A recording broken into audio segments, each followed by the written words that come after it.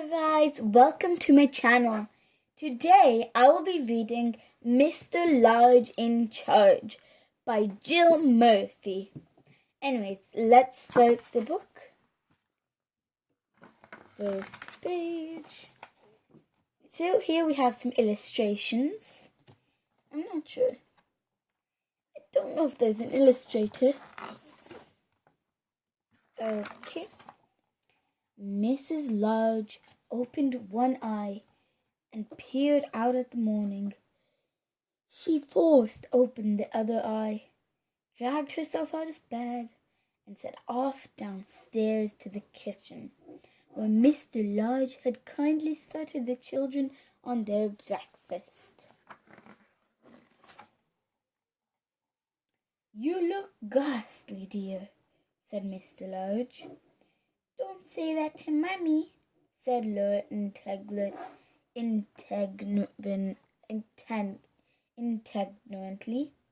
"Mummy looks beautiful," exclaimed Lester.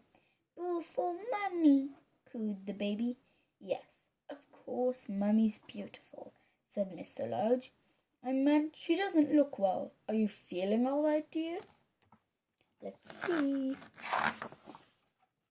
"As a matter of fact, I don't feel too good," admitted Miss Large. "But I was going to take them to the park later on. Then there's the shopping and the lunch and there's—" "Well, you don't have to worry about any of that," said Mr. Large. "It's the weekend, so I'm in charge. Go on, back to bed with you. We'll take care of everything, won't we, kids?" "You bet!" yelled Lester.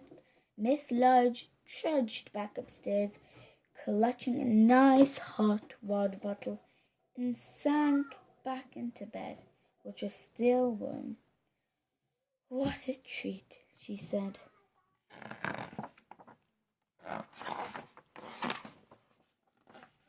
Downstairs, Mr. Large was organizing his troops. "Right, men," he commanded. "We're not all men," said Laura. "Oh, you know what I mean," said Mr. Large. "Well, troops then, all right? I'll take the worst task. That's the washing up. Lester, you can tackle the hoovering. Luke, picking things off the floor. Laura and the baby, general dusting and cushion plumping. Quick march, 1, 2, 1, 2, off you go." Mr. Large turned on the radio, found a jolly tune to cheer everyone along, and soon they were all busy with their tasks. Upstairs, Mrs. Large was jolted back from the brink of the sleep by the astonishing amount of noise blasting up through the floorboards. She listened anxiously for a while, but she could soon tell they were mostly happy noises. So she wedged a pillow round her ears and decided to ignore it. Mrs. Large just drifted off to sleep when she was rudely woken by the baby, who was giving her a thorough dusting. "Sorry, Mum," yelled Laura, rushing in and grabbing the baby. The baby began to scream and hung on to the bedclothes so that they both fell over backwards. "This isn't proving very restful, Laura," said Mrs. Large crossly as Laura detangled herself and the baby and attempted to bundle up the bedclothes back onto the bed. "Mummy, huggy," screamed the baby. "Want my mummy, big huggy yum." Laura stuffed the baby under her arm and wrestled her out the door. "Don't worry, Mum," she called as she closed the door behind them. "I'll take her down to Dad." "Don't want Dad," bellowed the baby. "Want Mum. Want my mummy." Miss Large rearranged the mangled bedclothes and snuggled down, feeling delicately jangled. Suddenly, there was an almighty crunch from downstairs, and the Hoover stopped abruptly. The bedroom door opened, and Lester looked in. "It's all right, Mum," he reassured her. "Nothing broke. It just sounded bad." Luke's head appeared round Lester's knees. "That's right, man," he agreed. "Nothing to worry about. You just go back to sleep. Everything's under control." Miss Large was finally dropping off when Mr. Large crashed through the open bedroom door. "We're all off to the park now, dear," he announced. "We'll get the shopping on the way home, and then we can bring you up a nice lunch." "Thank you, dear," said Miss Large. "I'm having a lovely rest." Miss Large beamed and blew his wife a kiss as he backed out of the room, closing the door very quietly. At last, Miss Large dozed off. What seemed like 5 minutes later, she was woken by the smell of burning. Just then, Laura put her head round the door. "Dad says not to worry about the smell," she said. "He's getting the lunch, and he wants to know if you'd like some." "What exactly is it?" asked Mrs. Lodge nervously. "Well," said Laura, "it was something in a special sauce. But Dad had a little look at the football on TV. Well, actually, it was quite a long look, actually. So now it's cheese sandwiches." "I think I'll carry on sleeping, thank you, dear," said Miss Large.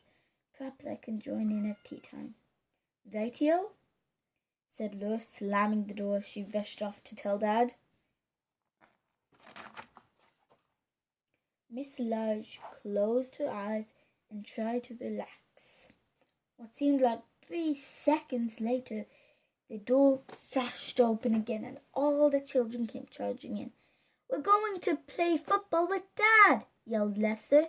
"In the garden," said Luke. "Yeah," said the baby. "Are you feeling a bit better?" asked Laura. "Mummy, better?" asked the baby. "Big huggy?" "A bit better," said Miss Large. "You go and have fun with Daddy, and perhaps I'll be all right later on." "Big huggy," wept the baby, as Lester scooped her up and carried her out. "Big huggy, Mummy, now!" "Don't worry, Mum," said Laura. "She loves her football when she gets going."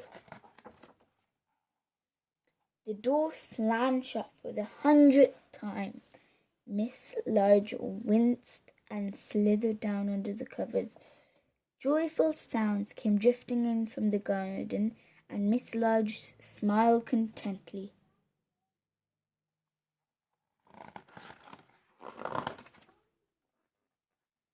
"5 minutes later, Lester burst into the room.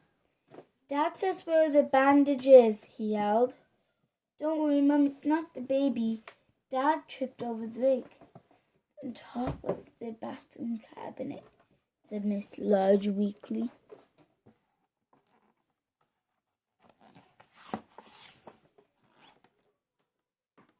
After a while, the door opened again, and Mr. Large came in, carrying a tray laden with tea and cakes. The children sneaked in behind him and lurked. The baby didn't lurk for long. She climbed grimly onto the bed and clasped her mother round the neck. "Big huggy," she crooned. "Everyone out," ordered Mr. Large. "Let Mummy have her rest now. She's not well today." Mrs. Large heaved herself into a sitting position and patted the covers. "That's all right, dear," she said. "I've had a very restful day, and I'm feeling much better now. Why didn't you all join me for tea?" "Well, if you're sure," said Mr. Large, and everyone piled onto the bed to tell Miss Large all about the day she'd missed.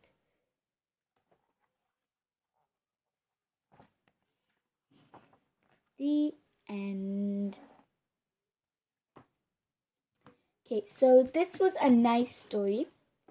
The Large family, Mr. Large in charge. I have enjoyed it, and I hope you enjoyed it as much as I had. Have a wonderful day and watch on. Bye.